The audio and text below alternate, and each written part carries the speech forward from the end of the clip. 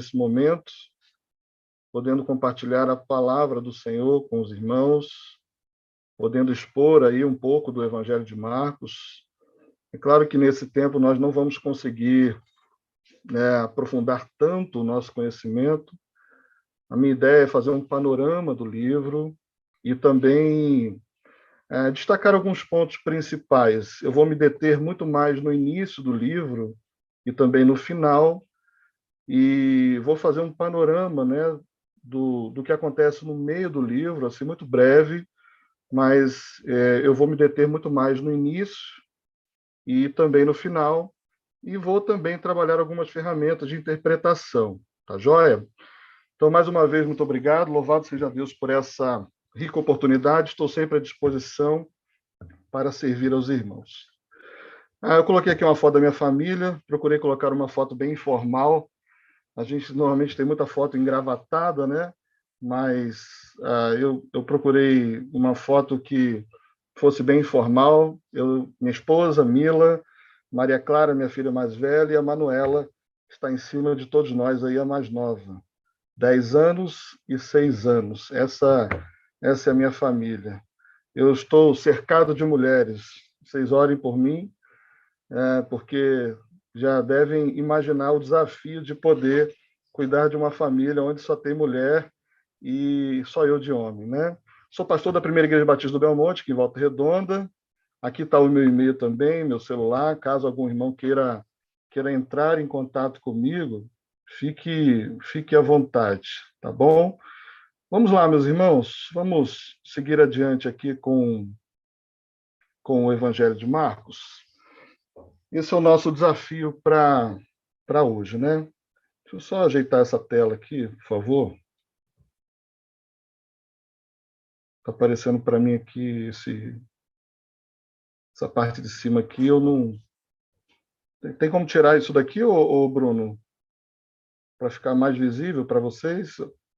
Ou isso não aparece para vocês? Para a gente está normal, pastor. Então tá jóia. Então é só para mim que aparece aqui. Tá jóia. Vamos lá, meus irmãos.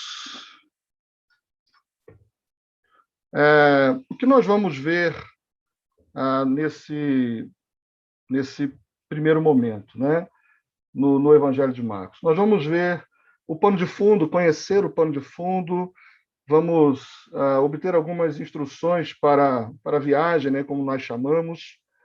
São informações importantes para que possamos seguir adiante com a compreensão do Evangelho. Nós vamos entender o propósito do livro, como começa o Evangelho de Marcos. Vamos fazer um panorama muito, muito, muito pequeno na estrutura do livro, né, conhecendo um pouco o seu desenvolvimento. E vamos ver também como que o Evangelho termina. Essas informações serão importantes para nós entendermos exatamente como que o Evangelho de Marcos se desenvolve. E, por fim, eu pretendo fazer com vocês algumas aplicações práticas para a nossa vida ministerial, ok? Então, vamos lá. Instruções para a viagem. O que seria isso? Instruções para a viagem é o princípio que nos ajuda a entender o pano de fundo do texto, onde ele acontece e se desenvolve. Antes de chegarmos ao texto de fato, precisamos entender exatamente tudo o que está acontecendo em volta. Para uma boa pregação, isso é extremamente importante, né? Então, antes de entender a mensagem da palavra de Deus para nós, de forma aplicada, nós precisamos entender qual era a mensagem para os seus leitores originais. Esse é um caminho que nós precisamos fazer para que possamos entender exatamente o sentido do texto e aquilo que Deus, de fato, deseja comunicar na sua palavra. Nós vivemos numa cultura muito imediatista, que quer respostas muito prontas, muito rápidas, né? A caixinha de promessa, onde as pessoas elas tiram lá um texto, um versículo bíblico e logo aplicam a alguma realidade que estão vivendo. Mas isso não é uma maneira adequada de se ler a palavra de Deus, não é uma maneira adequada de se interpretar a Bíblia, e certamente isso não vai resultar numa transformação genuína sem um entendimento exato daquilo que a palavra de Deus deseja nos comunicar, ok? Então, para que possamos aplicar a palavra de Deus em nossas vidas hoje, nós devemos viajar para o passado, viajar para o mundo bíblico, para entender a mensagem expressada pelo autor no contexto original, para que depois, então, nós possamos fazer uma aplicação correta. A aplicação da palavra de Deus correta só é possível após esse exercício de entender exatamente qual é a mensagem do autor. Então, eu fiz aqui um gráfico, né? Eu preparei um gráfico para vocês, para que vocês entendam exatamente o que eu quero dizer. Nós temos a palavra de Deus, ok? Que é a nossa fonte de estudo, de conhecimento, de pregação, de ensino. Toda a vida da igreja está pautada na palavra de Deus. Nós temos o contexto original, tá? Que é onde o texto acontece, onde o texto se desenvolve, e nós temos a nossa vida hoje, ok? A grande questão é que nós não podemos fazer uma rota direta. Nós não podemos pegar a palavra de Deus e simplesmente aplicar aos nossos dias, como eu disse. Isso não deve ser feito. O caminho que deve ser feito é o contrário. Nós devemos entender exatamente qual é a grande ideia do texto, qual é a resposta desejada do texto, aquilo que de fato o autor deseja transmitir, para que então, somente depois disso, nós possamos então fazer uma aplicação correta para nós. Então não é viável fazer uma rota direta, né? Precisamos fazer uma rota indireta, ir lá primeiro, para depois trazer exatamente as aplicações corretas para o nosso texto, né? Então, isso implica em não tomar a rota direta, como já disse, precisamos ouvir a intenção do autor e precisamos também aplicar a mensagem aos nossos dias. Se tentarmos imediatamente aplicar a palavra de Deus à nossa realidade, meus irmãos, nós corremos o risco sério de interpretar mal aquilo que a palavra de Deus nos diz e podemos também acabar trazendo aplicações que não são orientadas pelo Senhor. Porém, quando nós viajamos da forma correta, quando nós buscamos realmente a orientação correta da palavra de Deus, nós vamos conseguir aplicar a mensagem conforme Deus de fato deseja. Sobre o livro de Marcos, fazendo aí um breve panorama do livro, a maioria dos estudiosos acredita que este foi o primeiro evangelho a ser escrito. Há discordância a respeito disso, mas a grande maioria dos estudiosos acredita que ele foi o primeiro evangelho a ser escrito. Isso faz dele, considerando essa possibilidade, o evangelho mais importante, porque todos os demais foram escritos através dele, tendo ele como base, né? Então, essa é uma informação importante para nós. Foi escrito aproximadamente no ano 65 depois de Cristo, época em que Nero era o governante de Roma, ou seja, a igreja estava enfrentando perseguição, o contexto de perseguição já era uma realidade, e isso também para nós faz toda a diferença, porque Marcos escreve o seu evangelho já num contexto muito difícil, pretendendo anunciar a mensagem de Cristo e também fortalecer a fé dos irmãos que estavam passando por muitas dificuldades. Era um período de grande perseguição aos cristãos, Pedro e Paulo estavam, perdão, aí faltou o M aí, perdão, estavam prestes a sofrer o martírio, e é nesse contexto que Marcos escreve, então, o seu evangelho. É um dos evangelhos sinóticos, junto com Mateus e Lucas. Isso significa que quase todo o conteúdo de Marcos está diluído nos outros dois, né? Para a gente poder ter uma ideia da quantidade de versículos, dos 661 versículos do Evangelho de Marcos, mais de 600 estão contidos nos evangelhos de Mateus e Lucas. Então, quase que a sua totalidade está diluída dentro do Evangelho de Mateus e também no Evangelho de Lucas. Por que, então, 4 evangelhos, se nós temos aí uma repetição muito grande do Evangelho de Marcos. Porque, na verdade, os demais evangelhos eles são ampliados também. Há outros elementos importantes nos demais evangelhos que não estão contidos dentro do Evangelho de Marcos. E também por causa do destino dos evangelhos. Mateus, por exemplo, foi escrito para os judeus e apresentou Jesus como rei. Vocês viram isso na semana passada, né? Nós temos ali a genealogia de Jesus e o Mateus quer realmente enfatizar o fato de que Jesus é o descendente de Davi, ele que está assumindo o trono de fato, ele é o rei poderoso que estende o seu trono por toda a eternidade, ele é o rei para sempre, né, conforme Samuel diz. Marcos já escreveu para os romanos e apresentou Jesus como um servo.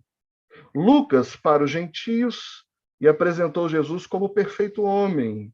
João escreveu um evangelho já mais universal e apresentou Jesus como Deus, o Verbo encarnado.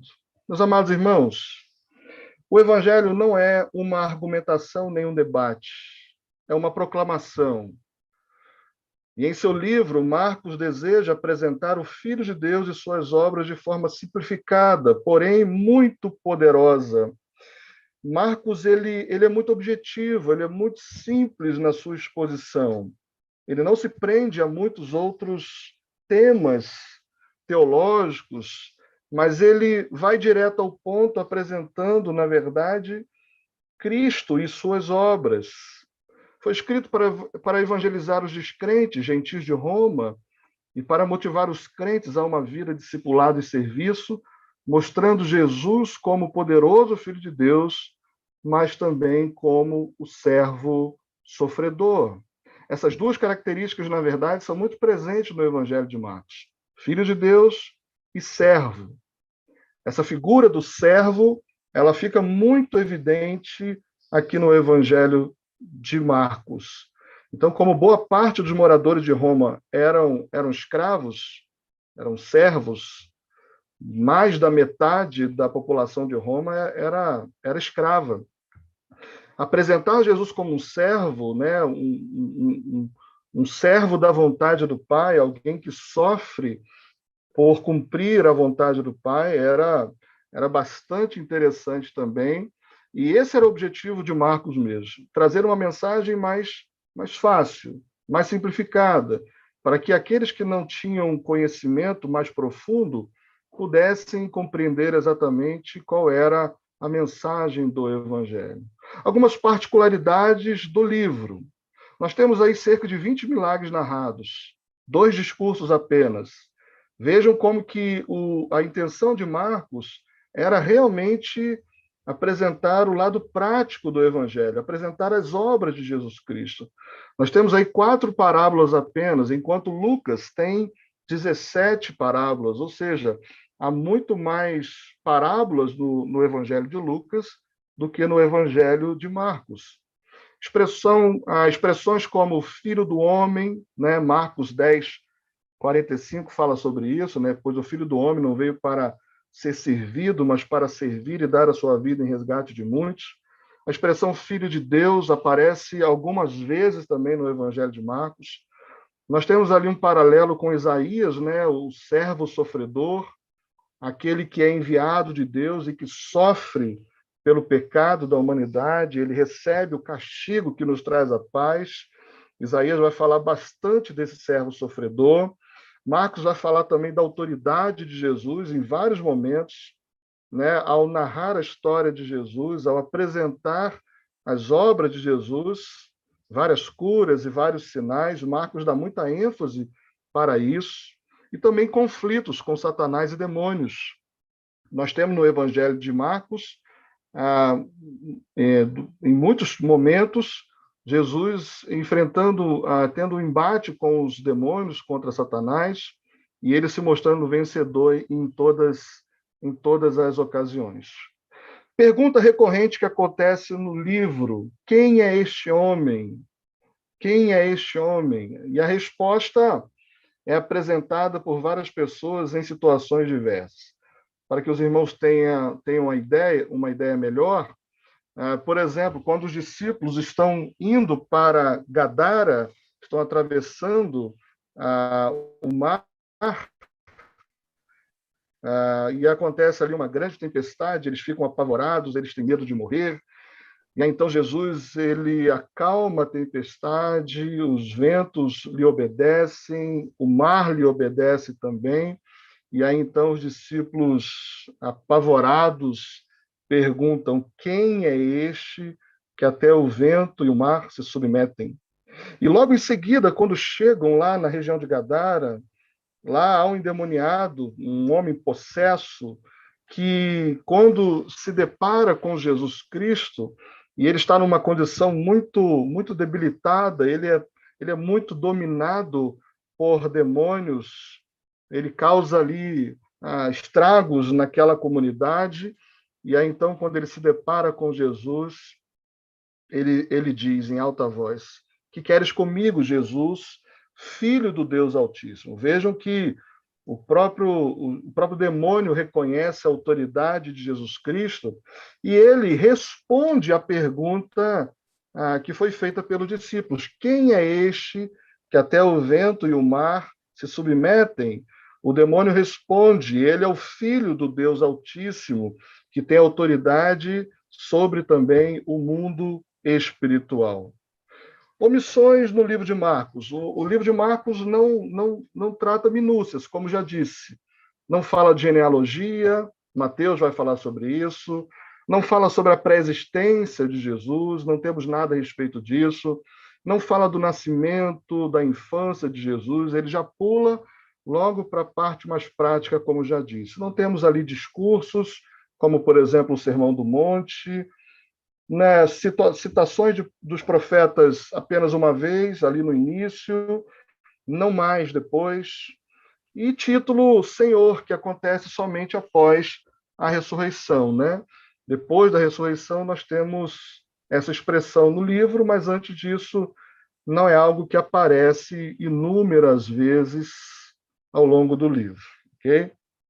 Sobre Marcos, temos algumas informações. Ele é filho de Maria, uma mulher piedosa que acolhia os cristãos. Havia uma igreja funcionando em sua casa. Ali na casa de Marcos, na casa de sua mãe Maria, havia uma igreja funcionando, ela acolhia os cristãos, ali eles se reuniam para orar, ali era um lugar onde a igreja se reunia. Era de família rica, né, pois possuía bens, né? Podemos presumir que Marcos era alguém de posses.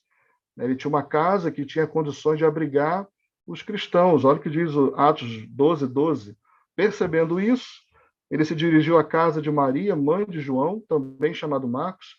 Essa é uma expressão muito recorrente nas Escrituras sobre Marcos. João, também chamado Marcos, onde muita gente se havia reunido e estava orando. Ou seja, um grupo grande de irmãos se reunia ali na casa de Marcos, o que nos faz entender que a sua casa tinha condições para abrigar tal quantidade de pessoas. Era muito próximo do apóstolo Pedro, de quem recebeu as informações para escrever o Evangelho. Pedro foi alguém que comunicou o Evangelho a Marcos, e Marcos foi alguém que registrou as informações que ele tinha recebido diretamente do Senhor, e Marcos, então, foi aquele que escreveu o texto, ok? Sem dúvida, foi um grande homem de Deus e muito usado para a proclamação do Evangelho. Nós vimos aqui que Marcos, ele não só escreveu o Evangelho, mas como caminhou perto dos apóstolos, não só de Pedro, mas de Paulo. Nós vamos ver um pouco mais adiante sobre isso. E ele também foi quem proclamou a mensagem, era um líder da igreja, né? 1 Pedro nos fala um pouco sobre a relação de Pedro com Marcos. Aquela que está em Babilônia, também eleita, envia-lhe saudações, e também Marcos, meu filho. Vejam a maneira como Pedro tratava Marcos. Aqui nesse texto o chama de filho, nos fazendo entender claramente que era alguém muito próximo, era alguém muito querido do apóstolo Pedro, né? Era primo de Barnabé, um líder importante da igreja primitiva. Não temos lá muitas informações também sobre Barnabé, em Atos temos ali algumas informações, mas era um líder importante da igreja, foi alguém que vendeu uma propriedade para dar à igreja, para que a igreja fosse também suprida em suas necessidades. Começou seu ministério auxiliando Paulo e Barnabé. Atos 12, 24 nos fala um pouco sobre isso. Entretanto, a palavra de Deus continuava a crescer e a se espalhar. Tendo terminado sua missão, Barnabé e Saulo voltaram de Jerusalém, levando consigo João, também chamado Marcos. Mais uma vez, aquela informação que eu disse anteriormente. João, também chamado Marcos. Desistiu em sua primeira viagem. Aqui nós temos uma informação negativa a seu respeito. Marcos foi alguém que desistiu de viajar com Paulo e Barnabé. Eles chegaram até a se desentender numa segunda viagem por causa disso, né? Na primeira viagem, Marcos ainda muito provavelmente imaturo, inexperiente, ainda não tão convicto de muitas coisas a respeito de Cristo, muito provavelmente, ele foi viajar com o apóstolo Paulo, que também não era alguém fácil de se viajar, né? Paulo, quando chegava em qualquer lugar, ele ia para a sinagoga, pregava e logo em seguida já estava sofrendo severas repreensões, era preso, era apedrejado, enfim, Paulo não era alguém fácil de se acompanhar. Então, muito provavelmente, Marcos, ao ver tudo isso, desistiu da viagem e deixou os dois seguirem viagem sozinhos. Numa segunda viagem missionária, Barnabé quis levar João Marcos também na viagem. Mas aí o Paulo ficou profundamente aborrecido com Barnabé e eles tiveram uma discussão severa por causa disso e chegaram a se dividir. Paulo seguiu viagem com Silas e Barnabé ficou com Marcos. Diz o texto, Barnabé queria levar João, também chamado Marcos, mas Paulo não achava prudente levá-lo, pois ele, abandonando-os na Panfilha, não permanecera com eles no trabalho. Tiveram um desentendimento tão sério que se separaram. Então, esse é um fato curioso da vida de Marcos. Mas no final de tudo, meus irmãos, no final da vida, já, ou mais adiante, nós temos a informação de que Marcos e Paulo se tornaram muito próximos, companheiros de ministério, seguiram juntos, né, aqueles entendimentos do passado. Isso aqui nós estamos falando de um tempo enorme. Eu não vou saber exatamente precisar a data, mas, se eu não me engano, já tem mais de 20 anos que isso aconteceu. Paulo, então, ele expressa o seu carinho por Marcos, lá em 2 Timóteo, já no final da sua vida. Paulo diz a Timóteo, lá no capítulo 4, verso 9, procure vir logo ao meu encontro, só Lucas está comigo, e traga Marcos com você, porque ele me é útil para o ministério. Vejam que lá no começo, Paulo ele não quer levar Marcos, se desentende com Barnabé por causa disso, mas lá no final da sua vida ele diz claramente que Marcos é alguém muito útil para o seu ministério. Provavelmente, certamente, melhor dizendo, os dois amadureceram, os dois cresceram, os dois se desenvolveram espiritualmente. Marcos criou mais raízes e pôde, então, até mesmo escrever o Evangelho mais para frente. Colossenses 4,10 também fala sobre isso, né? Aristarco, meu companheiro de prisão, envia-lhe saudações, bem como Marcos, primo de Barnabé. Vocês receberam instruções a respeito de Marcos, e se ele for visitá-los, recebam-no. Ou seja, a mensagem de Paulo agora era que a igreja acolhesse, os irmãos acolhessem Marcos, né? Porque naturalmente era alguém já muito mais próximo do apóstolo Paulo.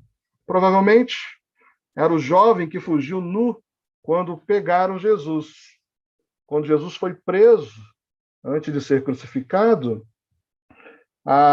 o próprio Evangelho de Marcos nos conta a história de um jovem que, quando houve aquele alvoroço com a prisão de Jesus, o texto diz que um jovem, vestindo apenas um lençol de linho, estava seguindo a Jesus. Provavelmente fugiu com pressa e não teve condições de se vestir adequadamente. E aí, quando tentaram prendê-lo, ele fugiu nu, deixando o lençol para trás. Então, muito provavelmente, a maioria dos estudiosos concordam que Marcos é esse jovem que estava ali, fugindo e acabou fugindo nu, com medo de ser preso pelos algozes de Jesus. Vamos ver agora, meus irmãos, já agora entrando no livro, de uma vez que nós vimos as instruções para a viagem, tivemos a oportunidade de conhecer um pouco o panorama, o pano de fundo, onde a história acontece e se desenvolve. Eu quero me deter com vocês agora, nos próximos momentos, sobre o desenvolvimento do livro, né? Nós vamos ver como que o livro começa, vamos ver também como que o livro termina, e vamos ver algo dentro, entre o início e o fim. Vamos ver como que começa o livro. Primeiro, entender como começa o livro é muito importante, porque normalmente a intenção do autor ao escrever é apresentada logo no começo.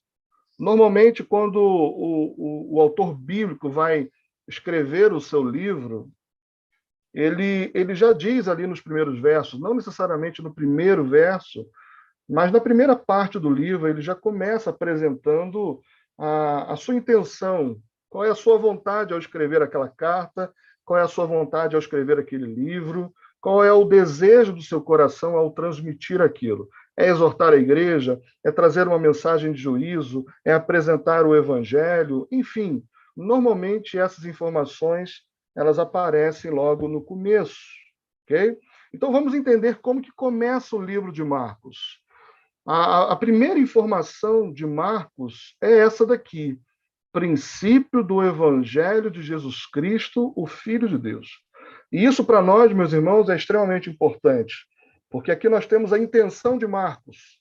Qual é a intenção de Marcos ao escrever esse texto? Anunciar o Evangelho, anunciar a boa nova do Evangelho.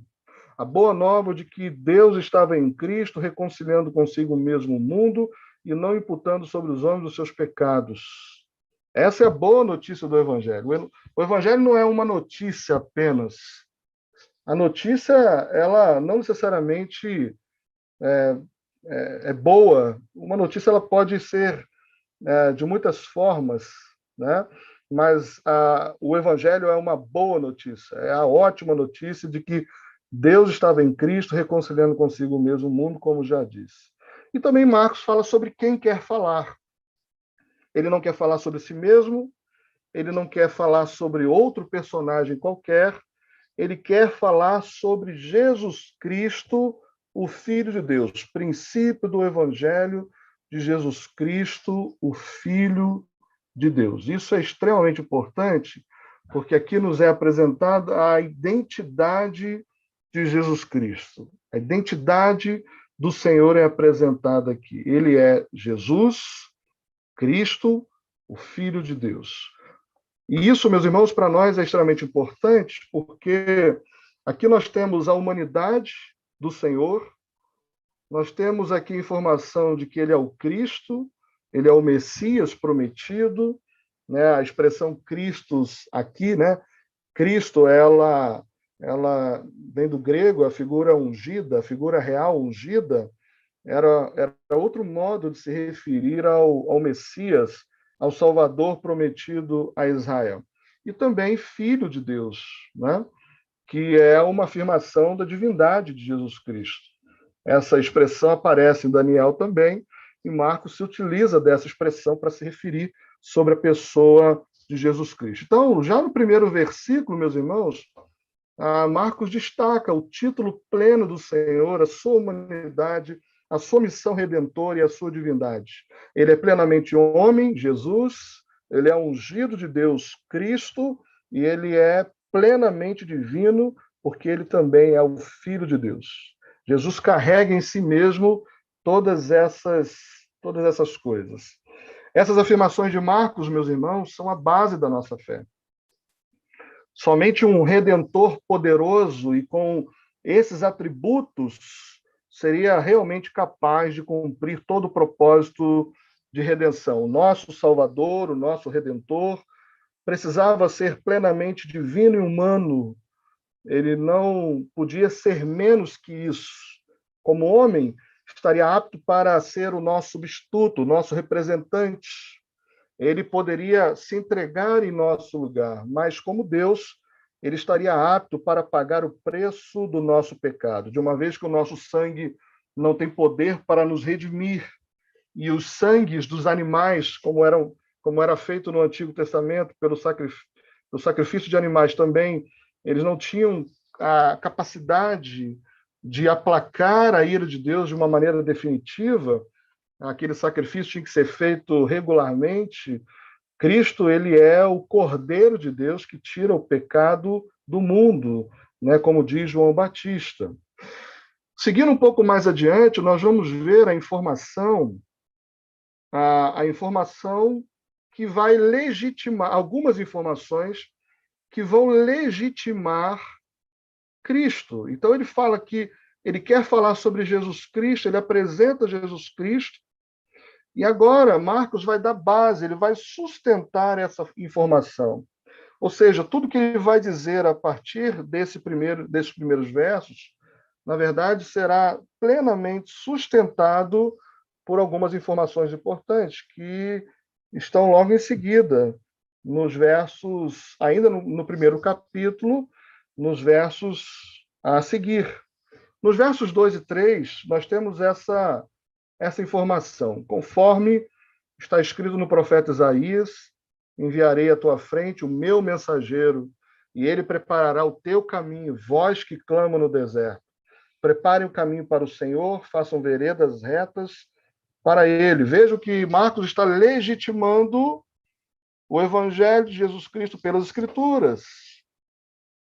Marcos, ele vai lá atrás, ele vai no Antigo Testamento e diz, olha, este de quem eu estou falando, este que eu estou apresentando, ele é legitimado pelas Escrituras.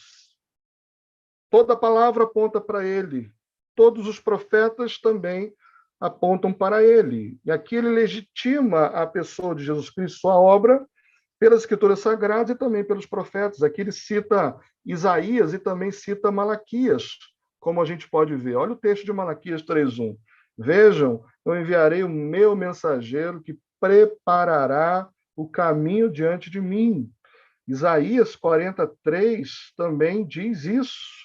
Uma voz clama no deserto, prepare o caminho para o Senhor, faça no deserto um caminho reto para o nosso Deus. Então, ele é legitimado pelas Escrituras, ele também é legitimado pelos profetas, os profetas apontam para Jesus Cristo, tanto Isaías quanto Malaquias vão apontar para Jesus Cristo como sendo o Filho de Deus.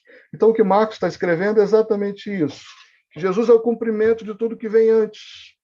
E aqui, meus irmãos, nós temos uma informação extremamente importante, porque em boa parte do Novo Testamento nós vamos ver Cristo sendo apresentado pelo Antigo Testamento. Algumas pessoas podem dizer que o Novo Testamento é melhor ou é superior ao Antigo Testamento, mas isso não é verdade. O Antigo Testamento aponta para Cristo e o Novo Testamento explica Cristo. Quando Jesus, por exemplo, vai falar sobre a sua obra redentora aos discípulos no caminho de Emaús, lá em Lucas 24, ele começa por Moisés. Ele começa por Moisés até chegar na sua obra redentora.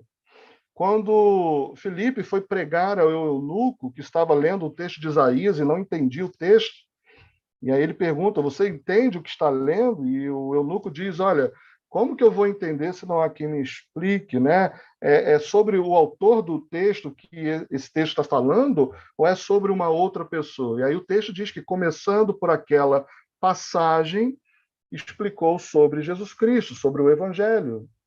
Então, nós temos muitas informações no Novo Testamento explicando sobre Jesus Cristo a partir do Antigo Testamento. E aqui Marcos está fazendo também isso. Ele está legitimando a pessoa e obra de Jesus Cristo pelas Escrituras e pelos profetas. E também legitima por João Batista, que é um profeta atual. ele cita dois profetas que vieram anteriormente, né? Profetas respeitados, Malaquias, Isaías, são profetas respeitados do povo de Deus, povo judeu. Então, agora ele também apresenta, ele legitima isso por João Batista, que é um profeta da atualidade, né? As pessoas conheceram João Batista como sendo um profeta. E essa era a sua mensagem, a mensagem de João Batista. Depois de mim vem alguém mais poderoso do que eu, tanto que não sou digno nem de curvar-me e desamarrar as correias das suas sandálias. Eu os batizo com água, mas ele os batizará com o Espírito Santo. A sua mensagem também reproduzia os profetas. O que João Batista está fazendo aqui, nada mais, nada menos, é reproduzir aquilo que, na verdade, os profetas já vinham dizendo anteriormente. Olha o que diz Ezequiel 36, 25 a 27. Aspergirei água pura sobre vocês, e vocês ficarão puros. Eu os purificarei de todas as suas impurezas e de todos os seus ídolos. Darei a vocês um coração novo e porei um espírito novo em vocês. Tirarei de vocês o coração de pedra e lhes darei um coração de carne, porei o meu espírito em vocês. Olha só a pregação de João Batista. Depois de mim vem alguém mais poderoso do que eu, tanto que eu não sou digno de curvar minhas sandálias, as correias das suas sandálias. Eu os batizo com água, mas ele os batizará com o Espírito Santo. E aqui, Ezequiel dizendo exatamente isso. Porei o meu espírito em vocês e os levarei a agirem segundo os meus decretos e a obedecerem fielmente as minhas leis. Jeremias 31, 33. Esta é a aliança que farei com a comunidade de Israel. Depois daqueles dias, declara o Senhor, porei a minha lei no íntimo deles e a escreverei nos seus corações. Serei o Deus deles e eles serão o meu povo. Joel, que é um texto muito conhecido, né, por nós, também fala sobre isso. E depois disso, derramarei do meu espírito sobre todos os povos, os seus filhos e suas filhas profetizarão, os velhos terão sonhos, os jovens terão visões. Então, meus irmãos, João Batista ele era alguém que tinha autoridade profética. Nós não temos inúmeras informações sobre o João Batista, mas no começo aí nós temos algumas informações importantes, né, que ele andava por aquela região pregando, né, a mensagem, e muitas pessoas iam confessando seus pecados. No verso 5 nós temos essa informação, né, que a ele vinha gente de toda a região de Jerusalém, e as pessoas confessavam seus pecados, eram batizadas por ele no Rio Jordão. Era alguém respeitado pelas pessoas, obviamente, né, porque as pessoas criam na mensagem que ele pregava. A sua mensagem levou muitas pessoas a se arrependerem, a serem batizadas. João, ele tinha uma peculiaridade. João Batista, ele se vestia com roupas feitas de pelos de camelo, né? Usava um cinto de couro e comia gafanhotos e mel silvestre. Aqui nós temos uma informação importante, talvez possa passar batido, mas essa informação ela é importante, porque o seu comportamento exótico, Marcos quer demonstrar também que ele vem conforme Elias, né? Há uma semelhança entre João Batista e o profeta Elias. Por exemplo, segundo Reis 1, 7 e 8, diz assim: o rei lhes perguntou como era o homem que os encontrou e lhes disse isso. E eles responderam: ele vestia roupas de pelos e usava um cinto de couro. E o rei concluiu: era o tesbita Elias? Mateus 3:4, né? Usando um texto paralelo, faz um paralelo muito interessante com o texto segundo Reis. Diz assim o texto: as roupas de João eram feitas de pelos de camelo, iguais às roupas de Elias. E ele também usava um cinto de couro na cintura. de forma semelhante a Elias, e o seu alimento era gafanhotos e mel. O próprio Senhor Jesus afirma que João Batista veio no mesmo espírito de Elias e que teria um ministério profético semelhante. Ele tem uma mensagem contundente, ele prega uma mensagem, ele tem autoridade para pregar uma mensagem de arrependimento, exatamente como o profeta Elias. E isso também é mencionado no livro pelo próprio Senhor Jesus Cristo. Mais adiante, meus irmãos, nós vamos ver que o Marcos também vai legitimar o que ele quer falar de Jesus Cristo pela própria Trindade. Então, seguindo um pouco mais adiante, ainda no capítulo 1, nós vamos ver o momento do batismo de Jesus Cristo, nosso Senhor. Diz o texto: naquela ocasião, Jesus veio de Nazaré, da Galiléia, e foi batizado por João no Jordão. Assim que saiu da água, Jesus viu os céus se abrindo e o Espírito descendo como pomba sobre ele. Então veio dos céus uma voz: Tu és o meu filho amado, em ti me agrado. Então aqui, Marcos também está validando a obra de Jesus Cristo, a informação que pretende escrever, legitimando isso pela própria Trindade. Logo após, o Espírito o impeliu para o deserto, e ali Jesus esteve sendo tentado. Jesus também foi aprovado na tentação, e nós vamos ver um pouco mais adiante. Deixa eu me prender um pouco mais aqui, porque essa informação aqui é extremamente importante para nós. Depois que João anuncia a chegada de alguém maior que ele diz que não é digno nem de amarrar as sandálias, desatar as sandálias. Ele aponta agora, Marcos escreve sobre o relato do batismo do nosso Senhor e Salvador Jesus Cristo. Ele é alguém que prepara o caminho para a chegada do Senhor Jesus Cristo. Então, isso naturalmente gerou em João um questionamento muito importante. Quando João olha para Jesus Cristo, ele diz: olha, eu não sou digno disso, né? Mateus 3:13 diz isso. Então, Jesus veio da Galiléia ao Jordão para ser batizado por João. João, porém, tentou impedi-lo, dizendo: eu preciso ser batizado por ti, e tu vens a mim? Respondeu Jesus: deixa assim por enquanto, convém que assim façamos para cumprir toda a justiça. Talvez a pergunta no coração de João Batista seja a seguinte: como eu posso batizar o próprio Filho de Deus? Eu sou o pecador da história, eu sou o indigno da história, eu sou aquele que carece de compaixão, eu sou diante de alguém santo, alguém puro, e por que razão devo batizar o Senhor Jesus Cristo? Lembrando, meus irmãos, que a mensagem de João Batista era uma mensagem de arrependimento. Arrependei-vos, pois é chegado o reino dos céus. E a outra pergunta que nós devemos fazer é: se Cristo não tinha pecado, por que então ser batizado? Se Cristo ele era o próprio Filho de Deus, ele era o Cordeiro de Deus que tira o pecado do mundo, então por que batizar o Senhor Jesus Cristo? Não fazia o menor sentido isso. Lembrando, meus irmãos, que o batismo, na verdade, ele é evidência de conversão, ele é evidência de alguém que creu na mensagem, de alguém que se arrependeu dos seus pecados.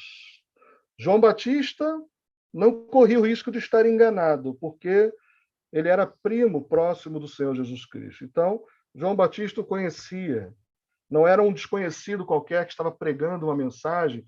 Jesus ainda estava no início do seu ministério e João Batista sabe exatamente sobre quem está falando. A afirmação de Jesus era que deveria ser assim, que a Escritura, a justiça de Deus tinha que se cumprir, e isso tem tudo a ver com o batismo do nosso Senhor Jesus Cristo, porque ao se permitir ser batizado, e é sobre isso que Jesus está falando, na verdade, Jesus está se identificando com o homem pecador.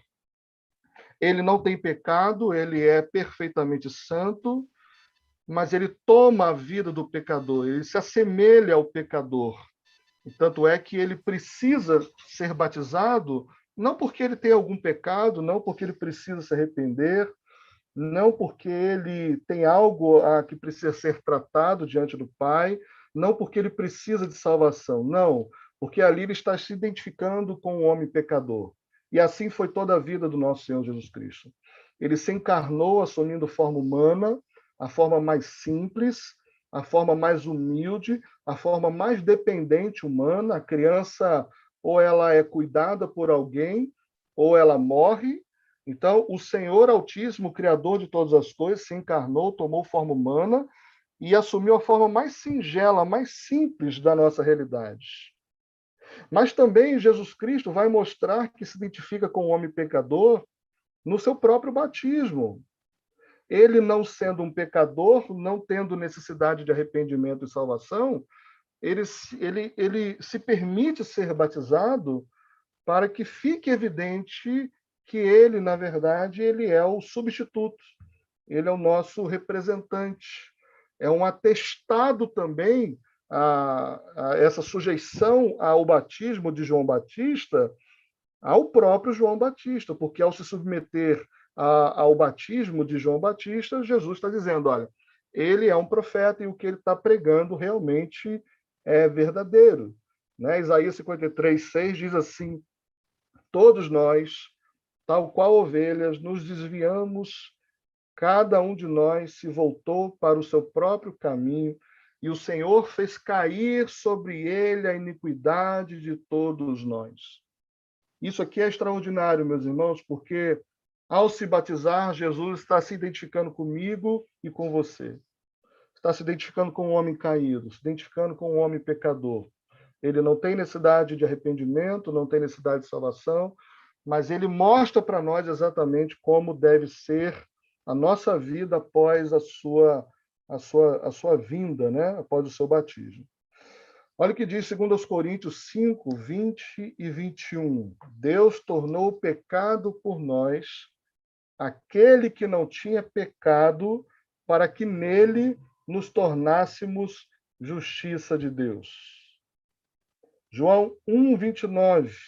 No dia seguinte, o próprio João Batista viu Jesus, aproximou-se e disse, vejam, é o Cordeiro de Deus que tira o pecado do mundo. Meus amados, que expressão maravilhosa é essa de Jesus Cristo. E aí nós temos a Trindade, na verdade, legitimando a vida do nosso, a mensagem, a vida do nosso Senhor Jesus Cristo e, naturalmente, a mensagem de João Marcos. O texto diz claramente que Jesus foi batizado, como já disse, e nesses pequenos versos nós podemos ver como que a Trindade está empenhada no processo de redenção, como que ela age, ainda que de forma distinta, mas indissociável, a Trindade está comprometida com o propósito da redenção. Cada parte da Trindade, Pai, Filho e Espírito Santo, está absolutamente comprometida com o resgate do homem pecador. E todo aquele que crê na mensagem do Evangelho, todo aquele que se arrepende dos seus pecados é salvo por meio da obra de Jesus Cristo. Nós temos aqui o revestimento do Espírito Santo, aquilo que eu já disse anteriormente sobre as promessas do Espírito Santo. Também o Espírito desce sobre Jesus Cristo, a terceira pessoa da Trindade ali sobre Jesus Cristo. Nós temos aqui o pronunciamento do Pai, dizendo, tu és o meu filho amado, em quem tenho prazer, em quem me agrado. Não é simplesmente um elogio ao Senhor Jesus Cristo, mas a alma do Pai tem prazer no Filho, a alma do Pai tem prazer na obra do seu Filho, o propósito do Pai está se cumprindo no seu Filho. Então, Marcos está nos levando, meus irmãos, se nós pararmos para pensar bem, Marcos está nos levando lá para a criação, onde a Trindade também está comprometida com a criação do universo. Façamos o homem conforme nossa imagem, conforme a semelhança. O Espírito de Deus pairava sobre a face do abismo e o Pai, ele disse, haja e ouve todas as coisas. Assim como a criação original, meus irmãos, do mundo, fora um projeto de Deus, um projeto da Trindade, segundo Marcos, a salvação, a restauração de todas as coisas que estavam começando naquele momento, com a chegada do rei, também era um projeto divino. Nós temos aqui, é como se fosse um novo começo, meus irmãos. Nós temos o começo lá do Éden, o começo da criação lá no livro de Gênesis, mas nós sabemos que aquela primeira criação caiu, desobedeceu. Nós temos em Cristo, meus irmãos, o início de uma nova criação. Nós estamos aguardando novos céus e nova terra, mas é com a obra redentora de Cristo que essa nova criação acontece. Ela só é possível mediante a obra redentora de Cristo. Vejam que criação e redenção são produtos da Trindade. Lembrando, meus irmãos, que a voz de Deus tinha estado calada por muitos anos, no período interbíblico, entre Malaquias e Mateus, nós temos um período longo de silêncio, onde Deus não se pronunciava, onde Deus não falava. E agora ele volta a falar de maneira poderosa, agora ele pronuncia sua voz dizendo sobre o seu filho, que se agrada dele, que se agrada da sua obra, que tem prazer na alma dele. Assim, ele tem repulsa pelo pecado, ele odeia o mal, os homens estão caídos, os homens estão distantes da sua glória, mas o Filho amado encontra prazer na alma do Pai. Isso para nós é maravilhoso, né? E aqui eu me lembrei de um texto de Isaías 64:1, né? Porque quando Jesus sai da água, João vê o céu se abrir e percebe que Deus constrói então uma ponte sobre aquele abismo que separava os homens do céu. Aquele silêncio interminável de muitos anos foi quebrado com essa palavra do Pai dizendo sobre o seu filho: tu és o meu filho amado e em ti eu tenho prazer, em ti me agrado, né? Isaías 64:1 diz: se rompesses os céus e descesses, os montes tremeriam diante de ti. Então, aqui acontece exatamente isso, né? Deus está entre nós, encarnado, ele rompe os céus e se manifesta poderosamente entre os homens. Deus rasgou os céus e veio até nós. Isaías 42:1 diz isso, né? Eis o meu servo, a quem sustento, o meu escolhido, em quem tenho prazer. Porém, nele o meu espírito, e ele trará justiça às nações. A frase, meus irmãos, tu és meu filho amado, descreve muito mais do que os feitos de Jesus, como já disse. Refere-se principalmente ao ser dele. Ele e o Pai são um. Sendo assim, nós só conhecemos a Deus por causa da obra redentora de Cristo, da pessoa de Cristo encarnada, que veio realmente manifestar a presença do Pai. Hebreus 1:3 diz: o Filho é o esplendor da sua glória e a expressão exata do seu ser, sustentando todas as coisas por sua palavra poderosa. Ao contrário do ser humano que vive, na verdade, buscando somente a satisfação do seu próprio prazer, a Trindade é completamente cheia de amor e completamente empenhada com aquilo com a redenção daquilo que foi criado, né? Tanto do mundo quanto do homem. E, repito, todo aquele que crê na obra redentora de Cristo é salvo por meio dela. João 17:4 diz assim: eu te glorifiquei na terra, completando a obra da qual me encarregaste. Agora, pois, glorifica-me, ó Pai, junto de ti, com a glória que eu tinha antes contigo, antes que o mundo existisse. Então, Cristo, o objetivo de Cristo era glorificar o Pai, era cumprir a vontade do Pai. E Marcos quer dizer isso quando relata o batismo de Jesus Cristo. E também Jesus ele é aprovado na tentação. Isso aqui é importante também, porque se nós estamos nos lembrando do início, do Gênesis, do início de todas as coisas, e aqui nós temos o início da nova criação acontecendo, né? Aquilo que nós costumamos falar do já, mas ainda não, né? Cristo ele completou a sua obra, ele realizou a sua obra.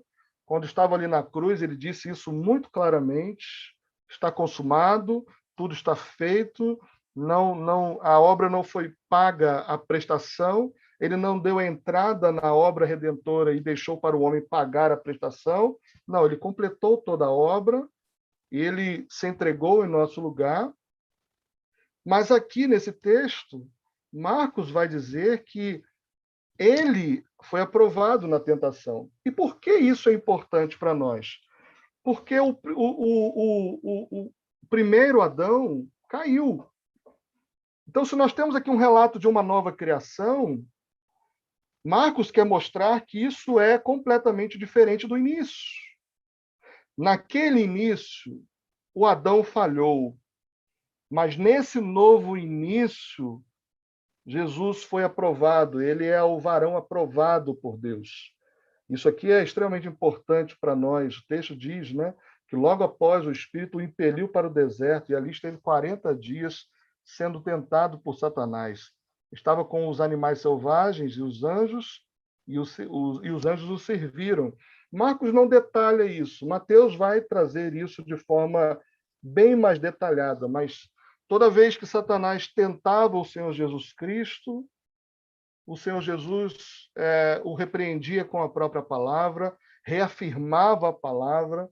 Então, Satanás vinha com mais uma tentação e Jesus Cristo, como um servo obediente, ele usava a palavra para poder se defender, usava a palavra para mostrar claramente que ele estava absolutamente comprometido com a vontade do Pai. A maneira como a tentação aconteceu foi a mesma. A mesma.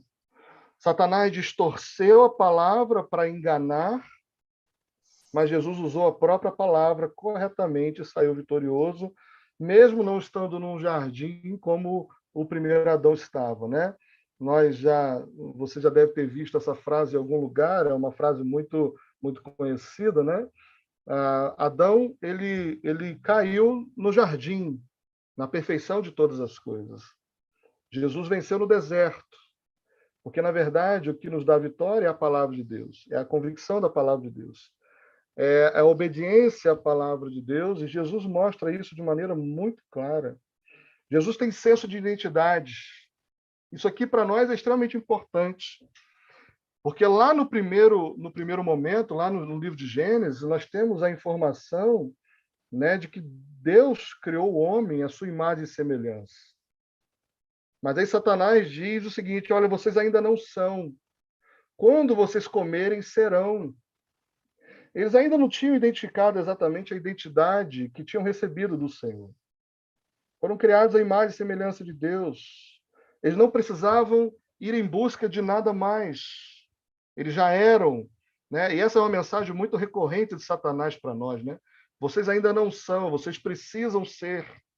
Vocês precisam fazer para ser. Não, meus irmãos, em Cristo nós temos tudo o que precisamos. Nós recebemos de Cristo a sua identidade. Nós temos senso de direção, nós sabemos de onde viemos, a nossa vida não está à deriva e nós sabemos exatamente para onde estamos indo. É por isso que Jesus, quando vai para o deserto, ele tem profunda convicção de identidade, porque ele acabou de ouvir do pai dele, que era o filho amado, em quem a sua alma tinha prazer. E aí Satanás diz assim: se tu és o filho, né? Colocando dúvida a respeito daquilo que o pai falou, se tu és o filho, faça isso, se tu és, faça isso, se tu és, faça aquilo. E essa é uma mensagem muito recorrente para nós, meus irmãos. Satanás sempre está tentando fazer isso conosco. Se vocês são, então apresentem-se. Se vocês são, façam isso ou façam aquilo e provem, na verdade, que são. Meus amados irmãos, Jesus sabia quem era, Jesus sabia de onde vinha, e Jesus sabia exatamente qual era a sua missão. Ele não precisava de nada mais além da palavra do seu Pai dizendo: Tu és meu filho amado em quem tenho prazer. Isso para nós deve fazer um sentido extraordinário, porque a nossa identidade, meus irmãos, não se define por nada além daquilo que Deus de fato já pronunciou a nosso respeito. E assim como Cristo é o Filho amado do Pai, nós também somos em Cristo. Cristo nos redimiu da nossa condenação e nos trouxe para a sua família, nos levou realmente à presença do Pai, nos possibilitou a comunhão com o Senhor. Jesus disse claramente, né? João 4:34, por exemplo, a minha comida é fazer a vontade daquele que me enviou e concluir a sua obra. João 6:38, pois desci do céu não para fazer a minha vontade, mas para fazer a vontade daquele que me enviou. Então, Jesus Cristo estava comprometido. Essa era uma tentação que Jesus sofria muito. Quando estava na cruz, por exemplo, disseram para ele: se tu és o Filho de Deus, desça daí, salva-te a ti mesmo. Fez tantos milagres, tantos sinais e não tem condições de salvar a si mesmo. Essa era uma tentação que Jesus sofria, uma tentação na sua identidade. Marcos quer deixar claro a identidade do servo de Deus. Ele é o filho amado do Pai. E isso fica muito evidente aqui no batismo, né? O próprio Pedro, quando teve aquela revelação extraordinária, lá em Marcos capítulo 8, quando Jesus pergunta: quem que a multidão diz que eu sou? E eles dizem várias informações, mas Jesus volta para os discípulos e pergunta: mas e vocês? Quem que vocês pensam que eu sou? E aí Pedro, assim, tomado por uma revelação do alto, ele diz: tu és o Cristo, o Filho do Deus vivo.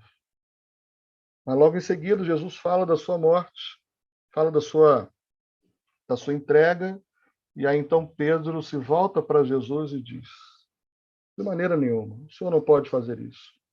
Entendo que era legítimo o coração de Pedro, o coração humano de Pedro, queria proteger o seu mestre, queria proteger aquele a quem seguia, obviamente, mas não estava de acordo com a palavra de Deus. E qualquer interpretação acerca de qualquer coisa da vida que não esteja fundamentada na palavra de Deus, meus irmãos, não dá certo, não tem como.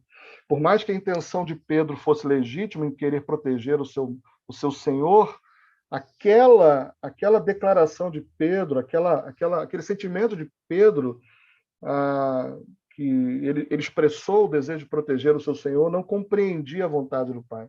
Porque Jesus deixa muito claro que ele veio para se entregar. Ele não veio para preservar a sua vida, ele não veio para se proteger. Ele não tinha um instinto de autopreservação, mas ele tinha um instinto de entrega. E ele veio fazer isso cabalmente como fez. Por isso que a palavra de Pedro, por mais legítima que fosse, ela vinha de Satanás, porque ela tinha por trás um engano, uma tentativa de preservação. Isso para nós também é muito importante, porque a vida do Filho de Deus, de um Filho de Deus, na verdade, não é a busca pela autopreservação. Nós não estamos aqui para construir um grande projeto de vida para nós. Nós estamos aqui para gastar a nossa vida pelo Senhor. Jesus disse claramente que quem quiser ganhar a sua vida terá que perdê-la. Então, para crentes, meus irmãos, para pastores, sobretudo, nós temos que aprender como perder a nossa vida. Não se perder, não é isso. É claro que eu não estou dizendo isso, mas como perder a nossa vida pela causa do Evangelho. Como gastar a nossa vida para cumprir os propósitos de Deus.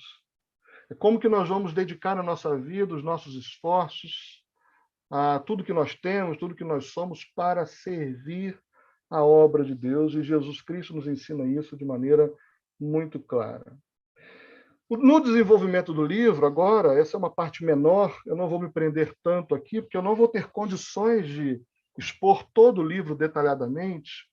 Então, eu procurei me deter mais no início, e vamos ver um pouco mais do fim também, não é? Mas aqui, tudo isso que nós acabamos de falar, que falamos até agora, vai ser diluído, difundido e ampliado ao longo do livro. Marcos vai sustentar essas informações por meio das obras de Jesus Cristo. E aqui eu vou apresentar muito rapidamente algumas obras e as falas contidas nessas obras, né? Por exemplo, nós temos aí o princípio do Evangelho de Jesus Cristo, como já falei, Marcos falando sobre isso. No verso 11, tu és o meu filho amado, Deus Pai falando sobre isso. Capítulo 1, verso 24, bem sei que és o santo de Deus, demônio falando sobre isso. Tu és o filho de Deus, demônio também falando. Jesus, filho do Deus Altíssimo, demônio também falando. Vejo que os demônios eram presentes no Evangelho, estão muito presentes no Evangelho de Marcos, né?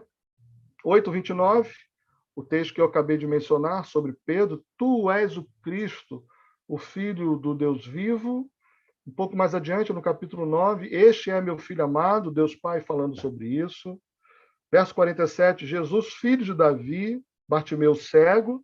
Essa expressão também ela é extremamente importante, porque ela nos leva lá para a escolha de Davi. Samuel vai falar sobre isso, do reinado para sempre, do descendente de Davi. Nós sabemos que esse descendente não é Salomão ou nenhum outro filho legítimo de Davi, não faz parte da linhagem necessariamente da família ali, daquele momento de Davi, mas é um descendente mais distante, que é Jesus Cristo. Ele é quem se assenta no trono e é ele que estabelece o seu reino para sempre. Essa é uma informação extremamente importante. O próprio Jesus assume isso, né? Eu sou o Cristo, o Filho do Deus bendito, né? Alguns vão dizer que Jesus nunca usou esse título para si mesmo. Isso não é verdade. Precisa ler o Evangelho melhor. Jesus afirma assim.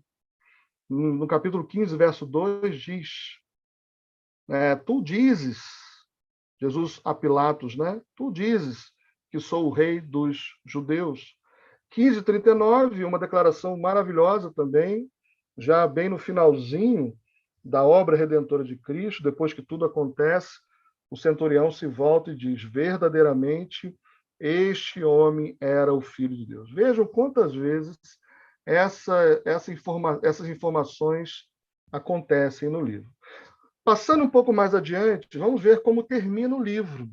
Tá? Eu acho que isso é importante para nós, sobretudo para pastores. Eu fiz questão de me prender um pouco aqui, meus irmãos, porque isso tudo tem a ver com a nossa vocação, com o nosso ministério. Porque assim como logo no início é possível compreendermos a intenção do autor, no final não é diferente. Normalmente o autor inicia e conclui com o assunto principal que pretende escrever. E a mensagem final do livro é: vão pelo mundo todo, pregue o evangelho a todas as pessoas, a toda criatura. Quem crer e for batizado será salvo, mas quem não crer será condenado. Então, o Evangelho de Marcos termina também com o Evangelho, né? Cristo comissionando os seus discípulos. É interessante observar isso, meus irmãos, porque o Evangelho começa e termina com o Evangelho. Ele começa apresentando o Evangelho Cristo, e agora Cristo comissiona a sua igreja para continuar anunciando o Evangelho. O que para nós assim é extremamente importante, porque a obra de Jesus Cristo ela é continuada pelos seus discípulos. Jesus veio, inaugurou o seu reino, ele manifestou a sua vontade, ele cumpriu plenamente a vontade do Pai, ele anunciou a mensagem de salvação, ele é a própria mensagem de salvação, ele era o verbo estava com Deus, e o verbo era Deus, ele é a palavra perfeitamente encarnada, mas a igreja agora vai começar a dar continuidade, na verdade, à pregação da mensagem que foi, então, ensinada por Jesus e vivida por ele, né? E é aí que tudo começa. E aí nós vamos seguir um pouco mais adiante, eu não vou me estender nisso, porque foge um pouco do nosso propósito dentro do Evangelho de Marcos, mas eu achei importante destacar a continuidade dessa mensagem de Jesus, desse comissionamento de Jesus, quando diz lá em Atos 1:8, que é o texto central do livro de Atos. Tá? Esse é o texto central. Todo o livro de Atos vai ser desenvolvido em cima dessa informação. Mas receberão poder quando o Espírito Santo descer sobre vocês, e serão minhas testemunhas em Jerusalém, em toda a Judéia, Samaria e até os confins da terra. O livro de Atos vai mostrar exatamente sobre isso.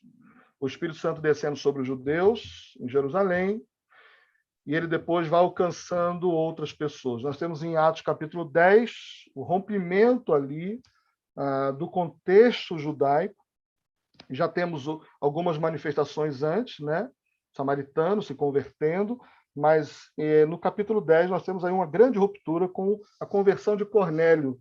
Né? Pedro ele tem uma visão maravilhosa, então Cornélio se converte. Então, essa comissão de Jesus, a grande comissão como nós conhecemos, depois de concluir a sua obra, meus irmãos, essa grande comissão vai ser apresentada, a maneira como a igreja vai ser capacitada para isso.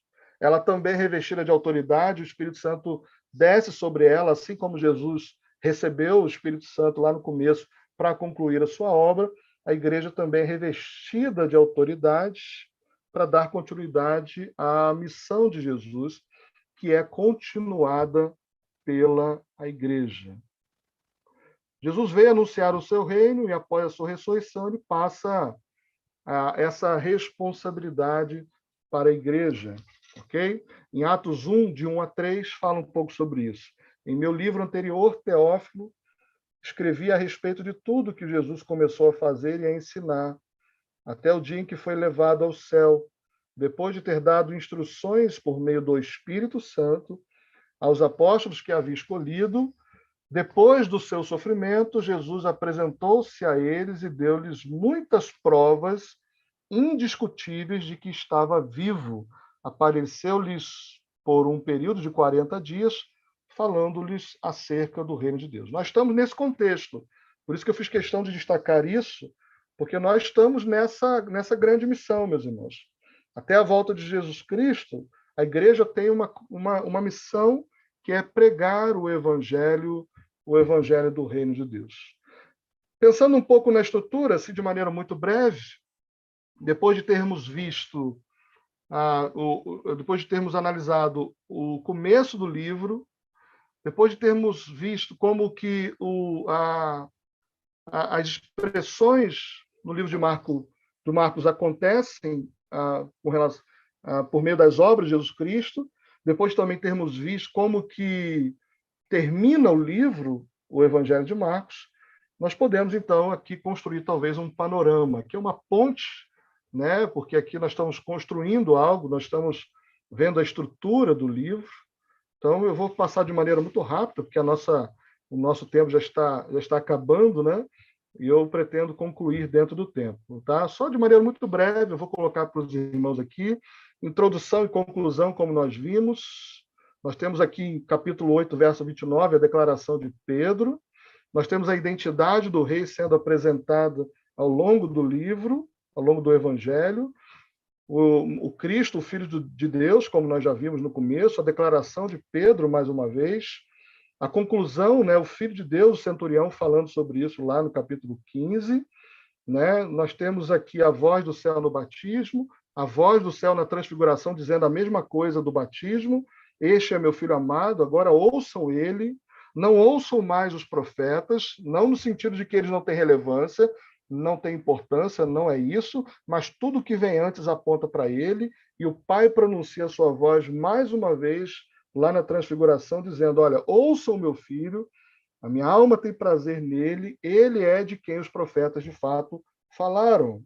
E aqui nós vamos vendo a autoridade de Jesus, o sofrimento do servo também acontecendo, o resgate pela sua entrega, ele é o Redentor e que resgata, e a mensagem é que as pessoas devem crer em Jesus Cristo e seguir a Jesus Cristo. Pensando numa grande ideia, como podemos expressar a ideia principal do livro de Marcos em uma única frase? Eu montei o seguinte, pensando assim numa ideia principal, eu quis expressá-la da seguinte forma: Jesus Cristo é o servo de Deus que entregou sua vida para salvar o homem pecador. Eu creio que essa frase ela compreende o livro, o Evangelho de Marcos, né? O texto-chave do Evangelho de Marcos talvez seja Marcos 10:45. Esse texto compreende exatamente as informações contidas no livro todo. Pois nem mesmo o Filho do Homem, aqui a expressão do Filho do Homem, veio para ser servido, mas para servir, aqui expressando ele como um servo, para dar a vida, né, a sua obra redentora em resgate de muitos, né, que veio para salvar o homem pecador. Por isso que eu compus essa frase dessa forma: Jesus Cristo é o servo de Deus que entregou sua vida para salvar o homem pecador. O Rei Jesus é o servo sofredor, que foi ferido por causa dos pecados da humanidade, e ele veio para oferecer salvação a todo aquele que crê. Isso para nós tem implicações importantes. E eu quero terminar a minha fala com algumas aplicações. Eu tenho ainda alguns minutinhos e eu vou concluir com algumas aplicações para nós. Quais aplicações de tudo isso? Que tipo de postura devemos ter ao expor o texto sagrado? E como a mensagem, na verdade, fala ao nosso coração. Meus amados, em todo o livro de Marcos, nós precisamos apresentar Cristo e sua obra redentora. E eu quero, meus irmãos, que isso assim fique muito gravado no coração de todos. Porque se nós estamos tratando de algum livro, de algum texto dentro do Evangelho de Marcos, e aqui eu quero me deter especificamente ao Evangelho de Marcos. Se nós estamos tratando de qualquer texto dentro do livro de Marcos, e na nossa mensagem não apresentamos Cristo, nós não estamos pregando com fidelidade, meus irmãos. Vejam, se o objetivo de Marcos é apresentar o Evangelho de Jesus Cristo, Filho de Deus, e ele vai sustentar isso, e ele vai desenvolver isso ao longo da sua narrativa, nós não podemos pregar outra coisa que não seja Jesus Cristo. Nós temos muitos personagens secundários no Evangelho de Marcos, mas a nossa pregação ela deve ser sempre sobre Jesus Cristo. Quer ver um exemplo claro? Nós temos no capítulo 2, por exemplo, aquela informação de que Jesus cura um paralítico. Né?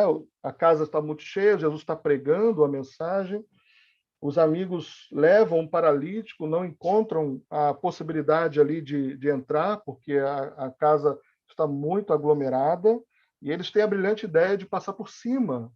Eles passam por cima ali da casa e descem com o paralítico até Jesus Cristo. Né? É claro, meus irmãos, que ali nós temos a informação, a importância desses homens. Eu não estou questionando isso, por favor. Não estou questionando o valor da amizade daqueles homens. Mas nós podemos correr o risco, meus irmãos, de pregar a mensagem do Evangelho e falar sobre amizade, falar sobre aqueles homens, dos amigos do paralítico, e nós corremos o risco de ficarmos em torno disso e não apresentarmos de fato o que o texto quer dizer.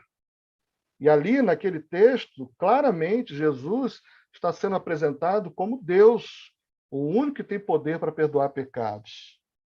Então, os amigos de Jesus, os amigos do paralítico ali, me perdoem, eles são secundários, eles são personagens secundários. Cristo é o personagem principal. E o que Marcos quer dizer sobre Jesus é que ele é Deus. Os judeus sabiam exatamente que só Deus tem poder para perdoar pecados.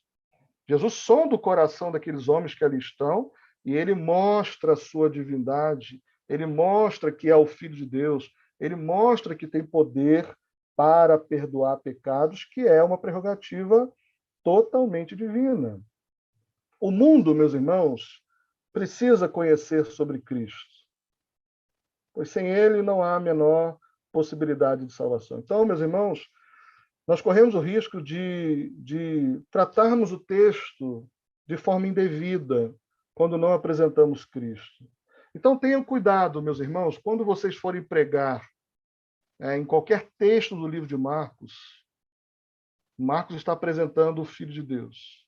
E nós devemos ter essa fidelidade de também apresentar o Filho de Deus. Então, a pergunta que devemos fazer é como que o Filho de Deus é apresentado nesse texto aqui especificamente? Como que o Filho de Deus é apresentado aqui nesta porção da palavra de Deus? Porque todo pregador, meus irmãos, todo pastor deve anunciar a boa nova de Jesus Cristo. Assim como João Batista aponta para Jesus e ele diz: esse é o Cordeiro de Deus que tira o pecado do mundo. Nós, de igual modo, devemos fazer o mesmo, apontando sempre na direção de Jesus Cristo e dizer claramente como que Cristo é apresentado no Evangelho de Marcos. Uma segunda aplicação, nós temos que ter cuidado com os nossos pressupostos e não permitir que coisa alguma nos desvie do eixo central do livro. E aqui eu não digo só sobre o Evangelho de Marcos, mas eu digo sobre qualquer livro que vamos apresentar à igreja, que vamos pregar. Nós não podemos permitir, meus irmãos, que a nossa ideia já pré-concebida formule o texto. Esse é um perigo muito comum que as pessoas fazem.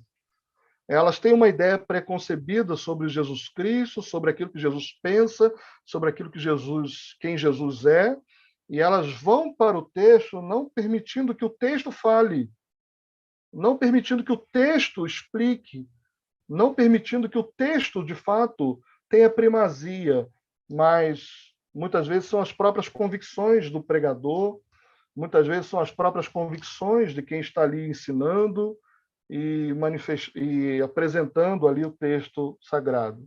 Todos nós temos pressupostos, nós temos uma formação, nós sofremos informações ao longo da vida, e isso forma o nosso caráter, a nossa personalidade. Todos nós temos pressupostos. Mas nós, quando estamos diante da palavra de Deus, meus irmãos, não podemos deixar que esses pressupostos falem mais alto. Na verdade, nós devemos silenciar a nossa voz, silenciar o nosso coração e deixar que o texto fale por si mesmo, e nós devemos ser apenas arautos do rei, comunicadores da mensagem do rei. Nós não temos nada a dizer aos nossos ouvintes, nós não temos nada a dizer às pessoas.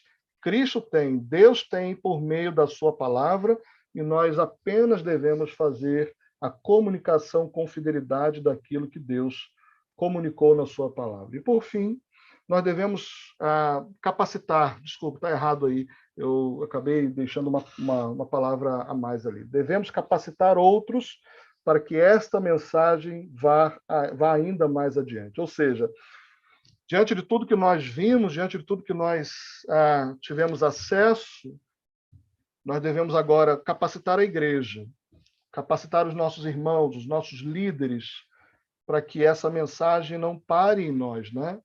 É claro que Deus, ele não vai, essa palavra não vai parar em nós, né? É claro que eu estou usando aqui de uma força de expressão, uma figura de linguagem, mas eu queria que nós ficássemos com a ideia de um revezamento 4x4, né? Em Hebreus 12 vai falar sobre isso, né? Dos perseverantes na fé, e vai falar no capítulo 11 dos heróis da fé, que passaram para nós o legado da fé. E nós também devemos passar adiante o legado da fé. Devemos fazer isso em casa, devemos comunicar essa mensagem, devemos viver essa mensagem, capacitar as nossas famílias para que vivam o Evangelho e preguem o Evangelho, mas também devemos passar esse bastão adiante, meus irmãos. Esse bastão não pode ficar nas nossas mãos. Nós não podemos segurar esse bastão, o bastão da palavra de Deus, o bastão da fé, e deixá-lo morrer conosco. Espero que os irmãos entendam exatamente o que eu quero dizer. A palavra de Deus vai seguir adiante, ela vai cumprir o seu propósito e Deus deseja comunicá-la ao mundo todo. Mas nós temos essa responsabilidade também, não só de pregar, mas também de capacitar outros para que esta mensagem continue sendo pregada e alcance ainda mais pessoas para a glória de Deus. Meus amados, eu termino aqui a minha fala. Eu quero passar a palavra para o Bruno. Estou rigorosamente no tempo, viu, Bruno? E graças a Deus por esse tempo. Eu quero me colocar à disposição dos irmãos mais uma vez. Depois vou pedir ao Bruno que compartilhe esse material com os irmãos, tá? Eu preparei tanto em PDF, em Word, quanto em PowerPoint. Tem algumas informações que estão aqui no Word, no texto, mas eu só não vou compartilhar hoje, porque eu tenho que fazer ainda algumas alterações. Amanhã eu paro com calma, eu estou desde ontem fazendo esse material para falar aos irmãos. Então, muito obrigado, desejo sinceramente que Deus abençoe a sua vida, abençoe o seu ministério, que você seja fiel ao Senhor na exposição da palavra e que essas informações contribuam ainda mais para o crescimento de todos nós, para cumprirmos exatamente aquilo que o Senhor nos confiou. Tá bom, meus irmãos? Deus abençoe a todos. Quero ter um momento de oração. Pode ser? Vamos orar? Querido Deus, obrigado por essa noite, obrigado por estarmos juntos, ainda, ó Deus, que de forma remota, mas a tua palavra não está contida. O Senhor tem nos falado, o Senhor tem nos dado a direção, e que o Senhor, Pai, possa usar essas ferramentas, essa exposição de hoje à noite, para que a tua igreja seja ainda mais capacitada, ó Deus, para o anúncio da tua palavra, Pai. Capacite os meus irmãos, seja com cada um de nós, pastores. Só o Senhor conhece, ó Deus, as lutas que enfrentamos, os desafios, ó Deus, do pastoreio, mas o Senhor é o bom pastor que cuida de nós também, Senhor. Muito obrigado, Deus, que o Senhor continue abençoando a liderança da ordem e abençoando, Deus, a nossa dominação para que sejamos um instrumento do Senhor na proclamação do Evangelho